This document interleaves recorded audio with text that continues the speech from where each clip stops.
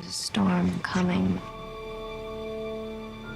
You sound like you're looking forward to it. I'm adaptable. What are you? Gotham's reckoning. What we're constructing here is a very, very elemental conflict between good and evil. Why didn't you just kill me? Your punishment must be more severe. Did they kill him? I'm not sure. It's the true completion. I won't bury you. Buried enough members of the Wayne family. And takes everything to a whole new level. We were in this together. And then you were gone. It's a multi-layered story with massive amounts of action. The Batman has to come back. Chris was able to amp up the stakes for this last movie and really take it to places that I don't think anyone's expecting. What if he doesn't exist anymore? She must.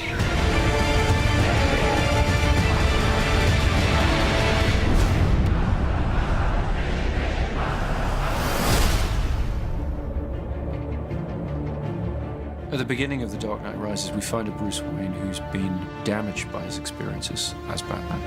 You are as precious to me as you were to your own mother and father. I swore to them that I would protect you, and I haven't. How much longer can he allow this pain to control what he does with his life? Alfred feels that it's his duty to help him find a way to put it behind him. You're not Batman anymore. It's about 8 years that Batman has been missing.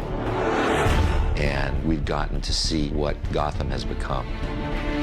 Everything seems fine on the surface, but it's all built on this lie. I am the main sort of facilitator of that. It's a secret, I think, that's eaten away at him. So The Dark Knight Rises is about how that affects Gotham and how things begin to get worse once again. And now it's Bruce having to deal with a new threat to the city and to himself. The choice has to be made. Is Batman going to return? It's the true test of a hero. Confronted with their darkest fears, being taken all the way to the edge. How do they come back? Do you think he's coming back? I don't know. In The Dark Knight Rises, we have an incredible ensemble that we've put together. I remember seeing Christian in the makeup chair. There was a 3-year-old in me that was like, that's Batman. It never stops giving me goosebumps. Standing in the suit, where you walk down the steps and everyone just stops. I really wanted to see Batman meet his match. There's a new kid in town. This is the first time that Batman has come across anybody who is superior physically. Mr. Wayne. Bane's not ready to be reasoned with. When Gotham is ashes, you have my permission to die. Some people want to watch the world burn, or Bane's come to pull the pin on the grenade. Tom Hardy is an extraordinary actor. What Tom is able to do just with his expressions and his eyes, it's terrifying. Through the course of The Dark Knight Rises, we'll uncover more about what drives Bane, where he comes from, what he wants. Let the games begin. And none of it's good news. He made some mistakes. He's Kyle. Girls gotta eat. Selina Kyle has her own code of ethics, which sometimes involves doing things that other people might consider questionable. We have to have a way of grounding the character, realizing that Catwoman could just be this con woman, this grifter, this classic movie femme fatale, really. Some brazen costume for a cat burglar. Yeah? Who are you pretending to be? I think Anne understood right from the first that she was going to have to do almost everything in the film herself. She has to be that character. She took it on in the most extraordinary way. The most important thing is to fit into Chris's Gotham City. My Catwoman has to be Chris Nolan's Catwoman. Don't be shy. When you cleaned up the streets, you cleaned them good. Pretty soon we'll be chasing down overdue library books. My character, John Blake, is a proud police officer. And in the midst of, I think, a lot of cynicism, he remains really idealistic and someone who really believes in what he does. We have a new character played by Marion Cotillard, Miranda Tate, a member of the Wayne Enterprises board, and she's trying to pull him out of his shell and get him back into the world. Don't worry, Master Wayne. Takes a little time to get back in the swing of things. Alfred, as played by Michael Caine, has always been the emotional heart of these movies. You know what Alfred is? He is us in this incredible world. He's not tough like all the others. These conversations used to end with an unusual request. I'm retired. I would say Lucius is the brains. Yes, Mr. Wayne, it does come in black. But he also has grown to have a great fondness for Bruce. Lucius and Alfred. Between the two of them, we try to keep his moral compass pointed in the right direction. And Commissioner Gordon, to some extent, has been left on his own running the police in Gotham. Jim Gordon really is the conscience of Batman, isn't he? What's great with Batman's allies is that they really bring interesting questions that Bruce has to answer in his life.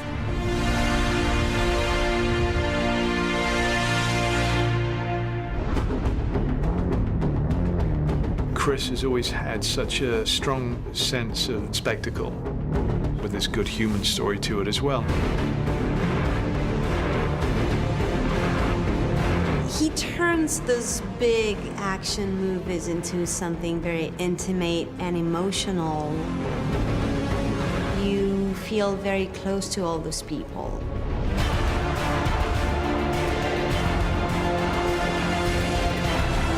In every movie that Chris has made on the Dark Knight trilogy, he's been able to keep to great filmmaking in terms of the great characters and the great character arcs.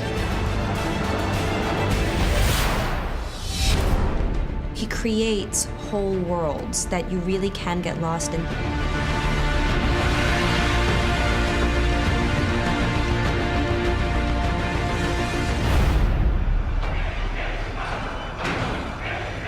What does that mean? Rise. The Dark Knight Rises is certainly the biggest film that I've undertaken, by far. We really looked back to the silent era of motion pictures, when the image was paramount, when all you had was the scope and scale of a location, thousands of extras, that kind of thing. That's the kind of storytelling I was interested in exploring.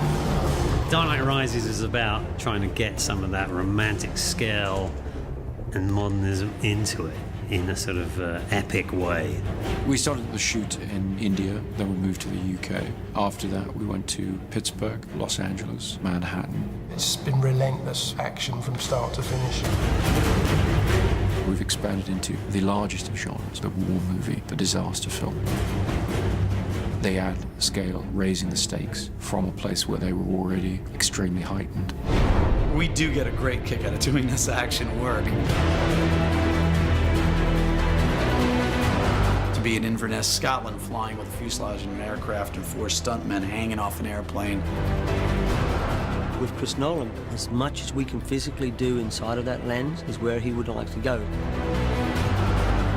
We had them on the outside of the aircraft, shooting through the windows, and it was a big thing to come together. It has this wow factor. We're back at Carlington, which is this large hangar. You okay? Yep. A lot of the film takes place underground. So we've built a Gotham sewer system and we're pumping an enormous amount of water around it. We wanted to fulfill the promise of Batman Begins, which is that Wayne Manor will be rebuilt exactly as it was, but that the Batcave will be expanded and brought forward technologically.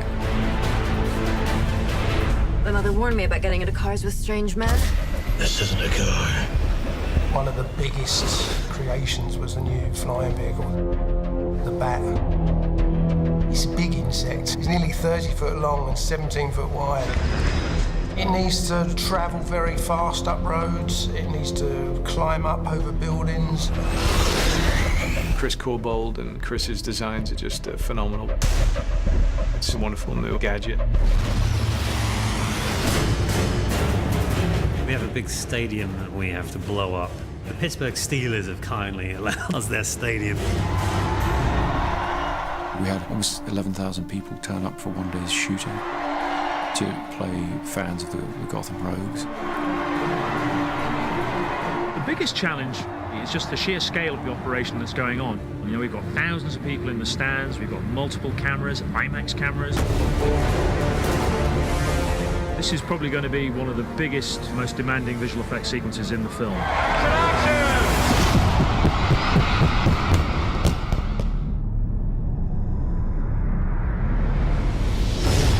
We needed to up the scale of the city, and there's only one place that you can do that, and that's New York.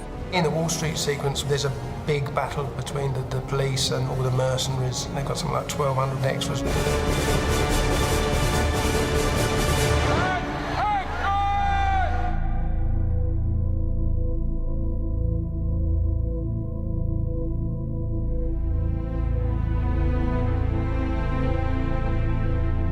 Chris really did want to shoot everything as real as possible, so there's no visual effects enhancing the amount of people that are in that scene.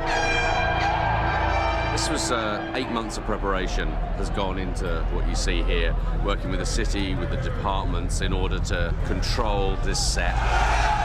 Seeing that many bodies in the middle of Wall Street fighting each other, even if it was controlled chaos, it's still kind of like, wow.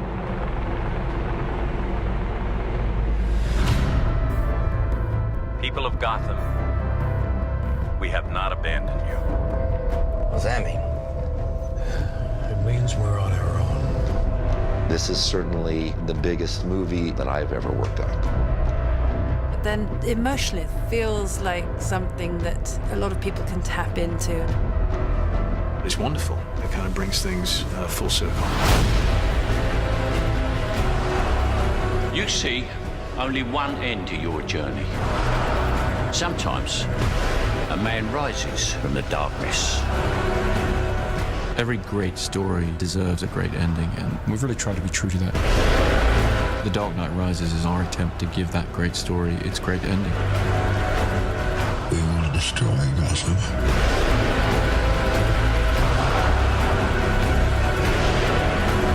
What now? You don't owe these people anymore. You've given them everything.